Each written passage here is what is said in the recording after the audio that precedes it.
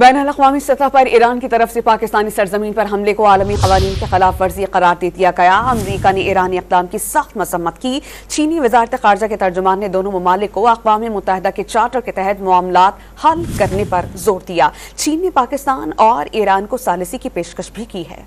अमरीका ने पाकिस्तान पर ईरानी हमलों को खुद मुख्तार सरहदों की खिलाफ वर्जी करार दे दिया। अमरीकी महकमा खारजा के तर्जुमान मैथ्यू मिलर का कहना है कि पाकिस्तान समेत 3 हमसाया ममालिक में ईरानी हमलों की मजम्मत करते हैं। मैथ्यू मिलर के मुताबिक ईरान ने 3 हमसाया ममालिक की खुद मुख्तार सरहदों की खिलाफ वर्जी की।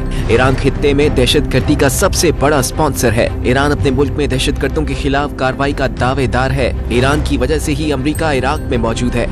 दूसरी तरफ चीन ने पाकिस्तानी हुदूद में ईरानी हमले पर रद्द अमल देते हुए कहा कि दोनों ममालिक एक दूसरे की खुद मुख्तारी, आजादी और इलाकाई सालमियत को पूरी तरह बरकरार रखे। पाकिस्तान की हुदूद में ईरान हमलों पर सवाल के जवाब में चीनी वजीर खारजा के तर्जुमान ने कहा कि दोनों ममालिक बाहमी ताल्लुकात को बैनुल-अक़वामी ताल्लुकात की बुनियादी उसूलों की बुनियाद और अक़वाम मुत्तहिदा के चार्टर और बैनुल-अक़वामी कानून के मकासद और उसूलों के तहत तय करे। चीनी तर्जुमान ने पाकिस्तान और ईरान को तहम्मुल का मुजाहरा करते हुए कशीदगी में इजाफे का बायस बनने वाले इक़दामात से गुरेज करने और अमन और इस्तेहकाम को बरकरार रखने के लिए मिलकर काम करने का मशवरा दिया। तर्जुमान ने कहा कि चीन, ईरान और पाकिस्तान दोनों को करीबी पड़ोसी और अहम इस्लामी ममालिक समझा जाता है।